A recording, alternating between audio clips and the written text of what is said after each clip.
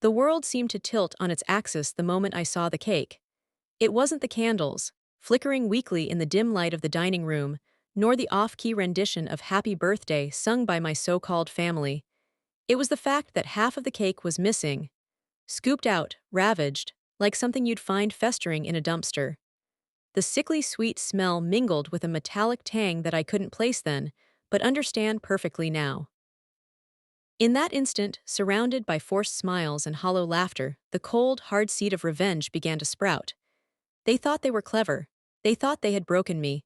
But all they did was awaken something dark and calculating, something they would soon regret unleashing. If you've ever felt betrayed by your own mother or father, subscribe now and become part of a community that understands true family pain. You are not alone. My 25th birthday. A quarter of a century. It should have been a celebration, a milestone marked with joy and love. Instead, it was a carefully orchestrated performance, a grotesque pantomime designed to humiliate and control me. Growing up in the Hawthorne household was like living in a gilded cage.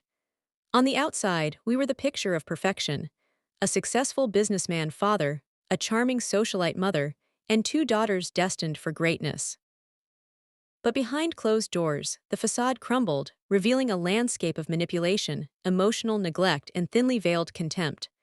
Adeline was always the disappointment, the black sheep, the one who never quite measured up to their impossible standards. My sister Bethany, on the other hand, could do no wrong. She was the golden child, the star, the recipient of all their praise and affection. I tried desperately to earn their approval. I excelled in school, pursued extracurricular activities, and molded myself into the daughter they seemed to want. But it was never enough. Every accomplishment was met with criticism, every success overshadowed by Bethany's achievements. The birthday dinner was just the latest installment in a long line of subtle cruelties.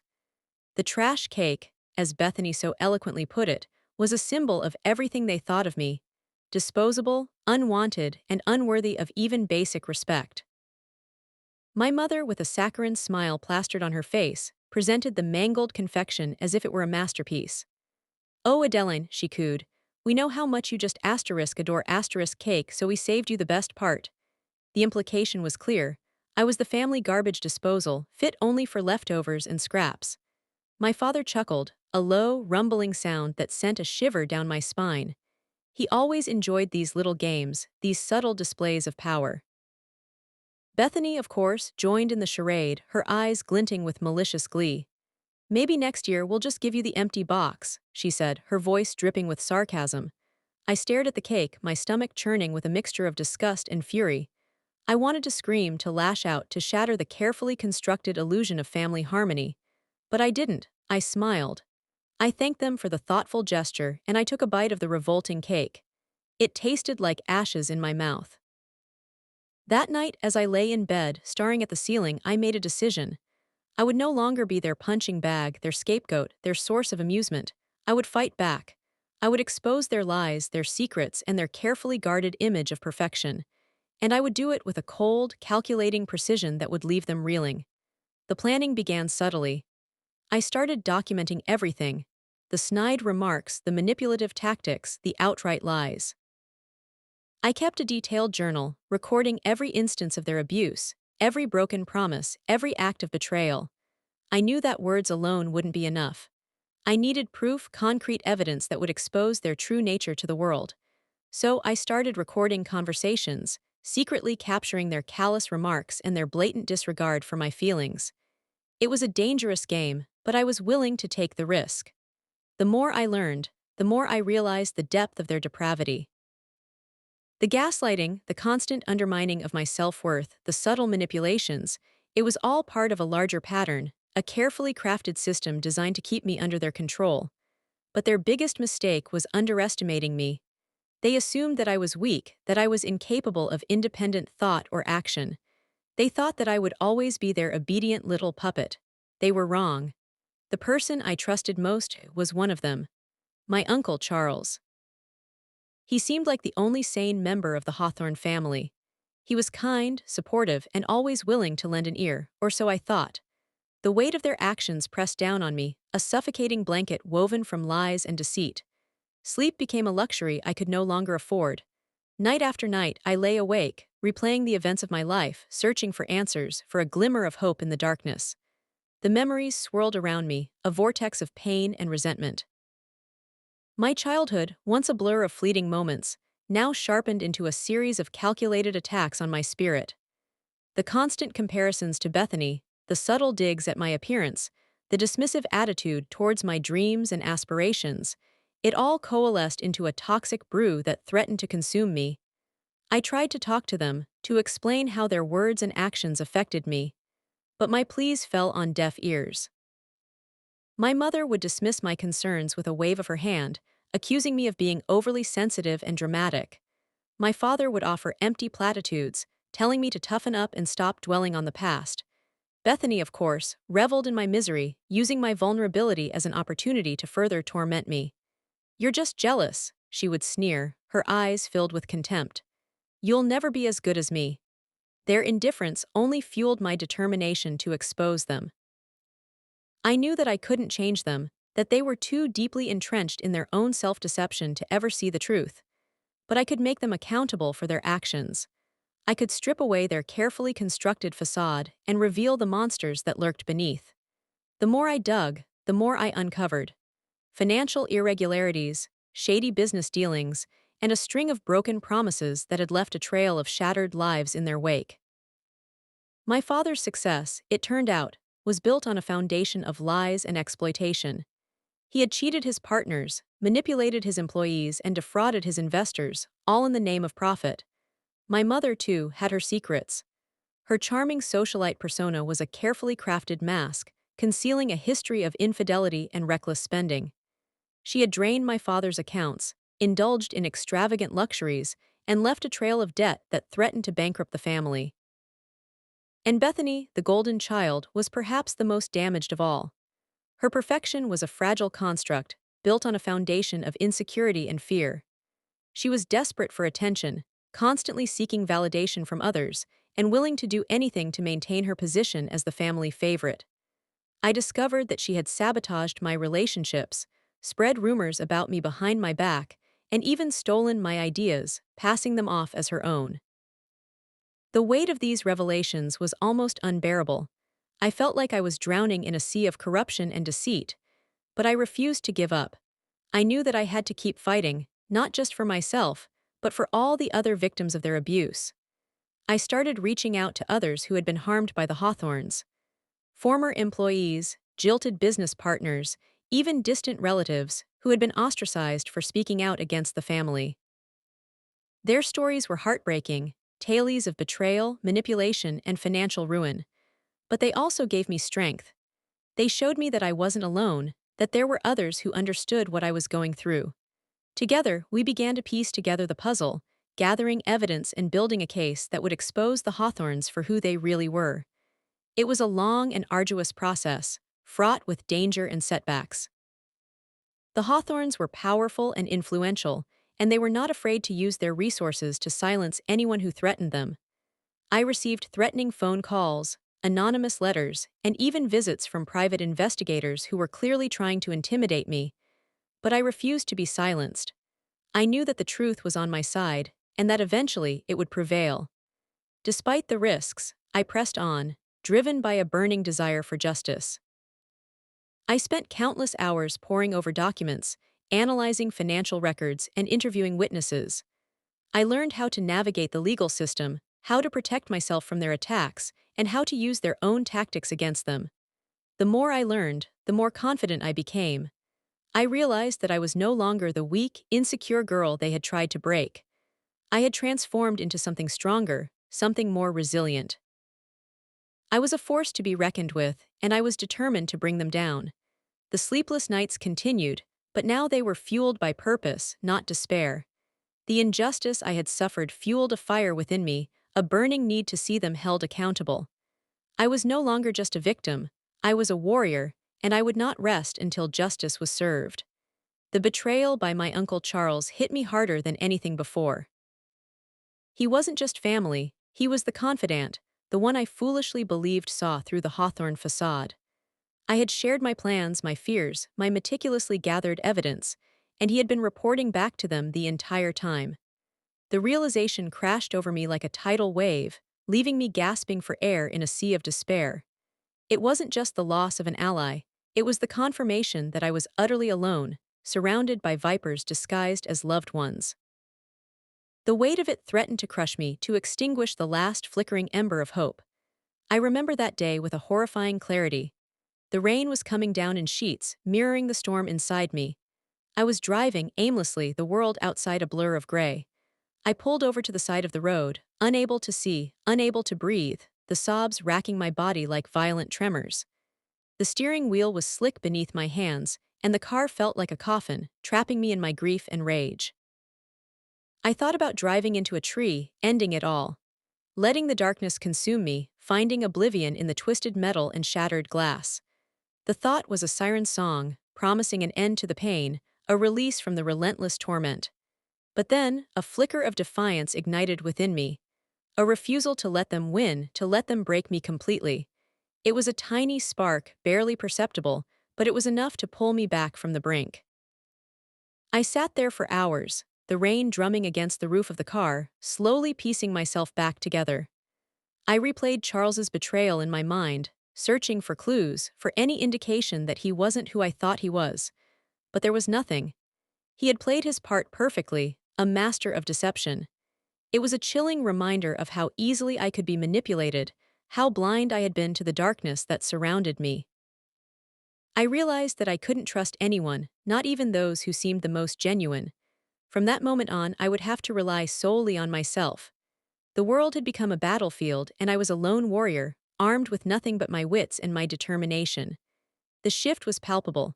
The tears dried, the sobs subsided, and a cold, hard resolve settled in their place.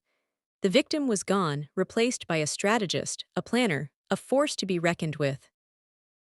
I started erasing every trace of my plans, wiping hard drives, shredding documents, and destroying any evidence that could be used against me.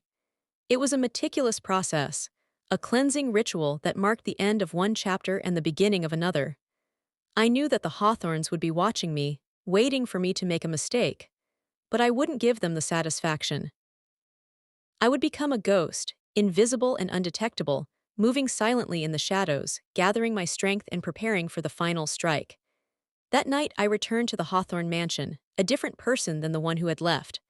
I moved through the house like a phantom, observing my family with a newfound detachment. My father, engrossed in his financial dealings, oblivious to the storm that was brewing. My mother, preening in front of the mirror, consumed by her own vanity. Bethany, whispering on the phone, plotting her next social conquest. They were all so predictable, so trapped in their own little worlds, and that was their weakness. They underestimated me. They thought I was still the same naive, insecure girl they had always known. But they were about to learn just how wrong they were. I started planting seeds of doubt, subtly undermining their confidence and turning them against each other. It was a delicate game, a psychological chess match that required patience and precision. I knew that one wrong move could expose me, but I was willing to take the risk. I had nothing left to lose. The trash cake incident, Charles's betrayal, these were not isolated events. They were the catalysts that had transformed me, forging me into a weapon, honed and sharpened by pain. I would use their own cruelty against them, turning their lies and manipulations into instruments of their destruction. The Hawthorns had created a monster, and now that monster was coming for them. I smiled, a cold, mirthless smile that reflected the darkness within. The game had changed, and I was finally ready to play. They thought they were untouchable. That was about to change. I smiled, playing their twisted game, all while secretly recording everything. The antique clock in the living room, a Hawthorne family heirloom, concealed a miniature camera, its lens trained on their every move.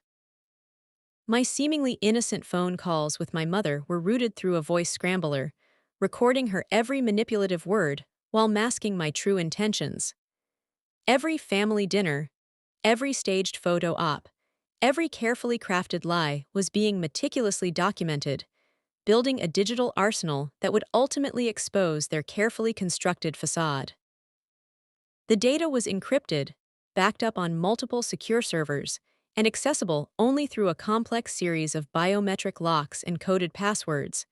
a digital fortress built to withstand their inevitable attempts to silence me. It wasn't just audio and video. I was also meticulously gathering financial records, tracing their illicit transactions, and uncovering the web of deceit that underpinned their empire. I spent hours poring over bank statements, tax returns, and property deeds, piecing together the puzzle of their corruption. I learned how to use forensic accounting techniques to uncover hidden assets, how to track money laundering schemes, and how to expose their fraudulent activities to the authorities. The deeper I dug, the more I realized the extent of their depravity. They had cheated their partners, evaded taxes, and even laundered money through offshore accounts. Their wealth was built on a foundation of lies and exploitation, and I was determined to bring it all crashing down around them. One evening, while helping my father with his paperwork, a task he usually assigned to the lowest level employee, I stumbled upon a hidden compartment in his desk. Inside, I found a stack of documents detailing a series of shady land deals, transactions that appeared to be deliberately obscured and undervalued. My heart pounded in my chest as I realized the significance of what I had found. This was concrete evidence of his fraudulent activities, proof that could send him to prison. I quickly photographed the documents, careful not to leave any fingerprints, and then replaced them exactly as I had found them. I knew that he would eventually discover my actions, but by then, it would be too late. The evidence would be in the hands of the authorities, and he would have no way to stop it. The close calls were terrifying. My sister, Bethany, almost discovered the camera in the clock, nearly blowing my entire operation. I was able to distract her by feigning an interest in her latest love interest, redirecting her attention just long enough to prevent her from noticing the subtle anomaly. It was a heart-stopping moment, a stark reminder of the risks I was taking. But I pressed on, fueled by a burning desire for justice. I anticipated their moves, predicting their reactions with chilling accuracy. When my father started becoming suspicious, I feigned a nervous breakdown, playing the part of the fragile, insecure daughter they had always known. It was a masterful performance, one that convinced them that I was no longer a threat. They lowered their guard, giving me even more opportunities to gather evidence and plan my final strike. Their arrogance was their undoing. They believed that they were untouchable, that their wealth and power would protect them from any consequences. But they were wrong. I was about to expose them for who they really were, and their carefully constructed world would crumble before their eyes. The anticipation was almost unbearable. I could feel the adrenaline coursing through my veins as the day of reckoning drew near. I had meticulously planned every detail, anticipating every possible contingency. I knew that there would be risks, but I was prepared to face them head-on. I had come too far to back down now. The Hawthorns had wronged me, betrayed me, and tried to break me, but they had failed.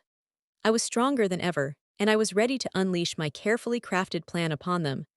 I also made sure I knew my rights and their limitations. I quietly consulted with a lawyer who specialized in corporate fraud, learning the intricacies of the law and understanding the legal ramifications of my actions. I wanted to make sure that everything I did was above board, that I couldn't be accused of illegal activity. I studied the rules of evidence, learning how to present my findings in a way that would be admissible in court. I also researched the laws regarding surveillance, making sure that my recordings were obtained legally and ethically. The knowledge gave me confidence. I was not just seeking revenge, I was pursuing justice, armed with the truth and the law on my side. The exact day they tried to silence me forever, I exposed everything. The key to their downfall wasn't just the evidence, it was their insatiable greed. My father's weakness was always the next big deal, the promise of exponential wealth, regardless of the cost.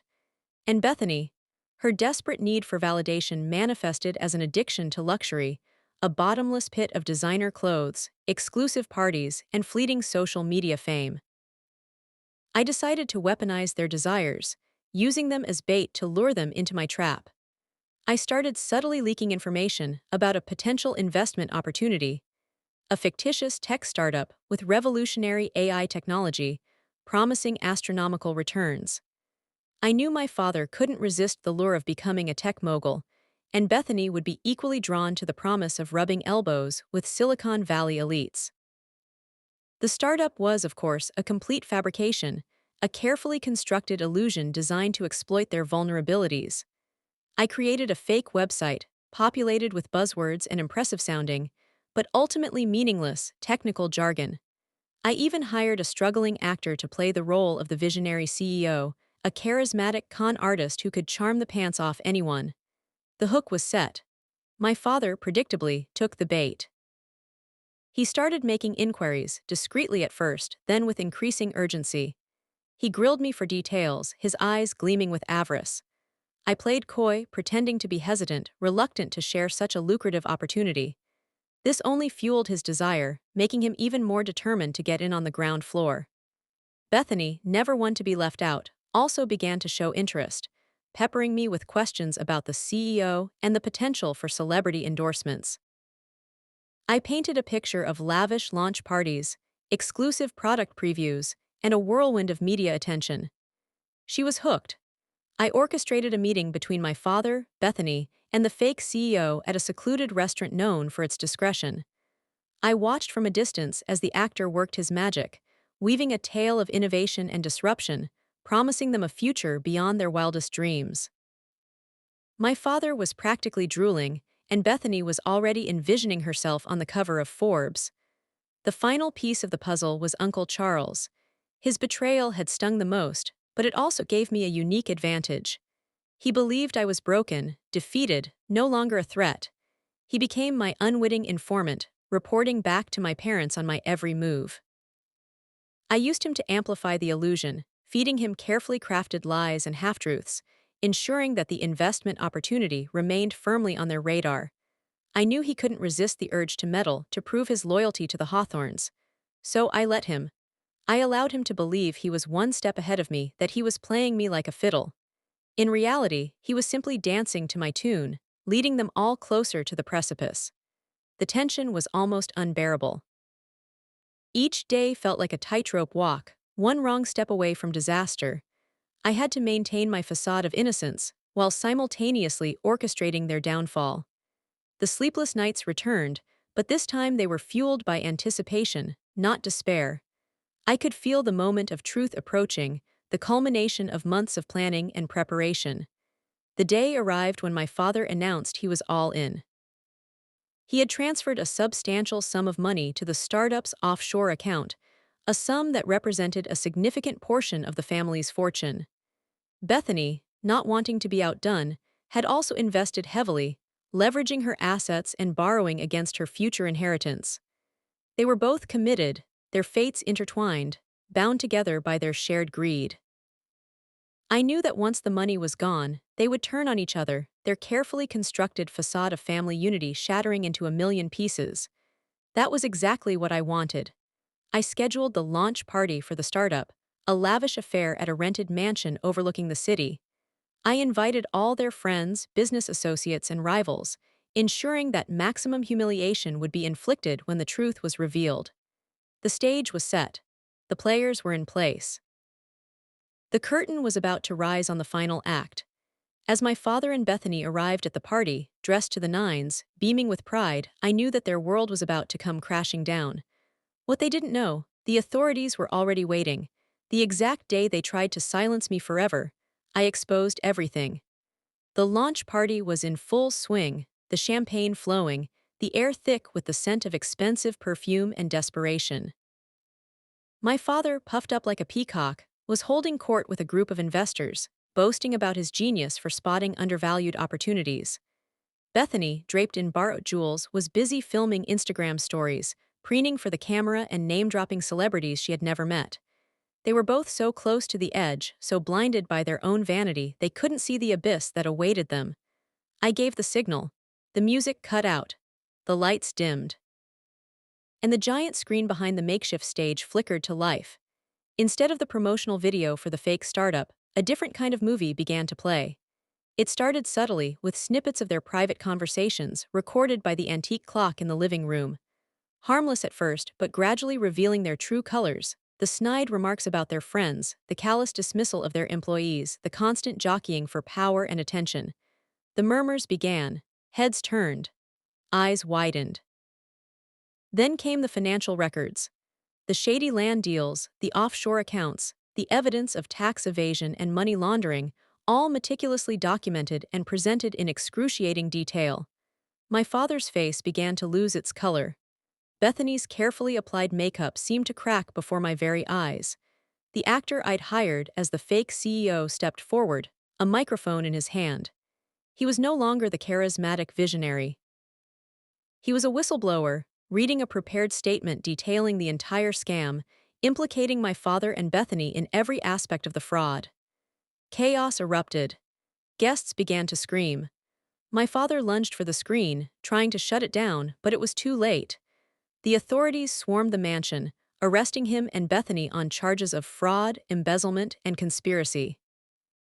Uncle Charles, standing frozen in the corner, his face a mask of disbelief and horror, watched as their empire crumbled around him.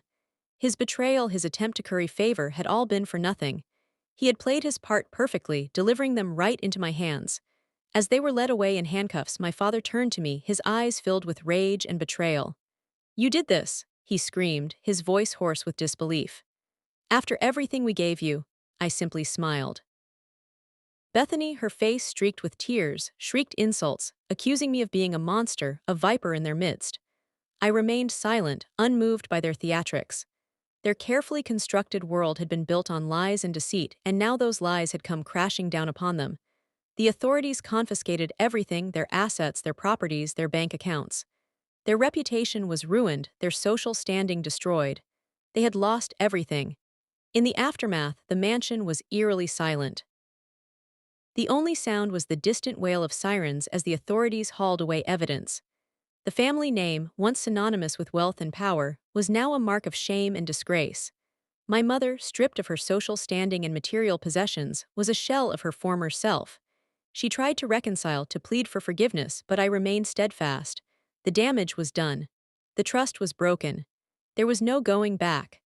I walked away, leaving her to face the consequences of her choices.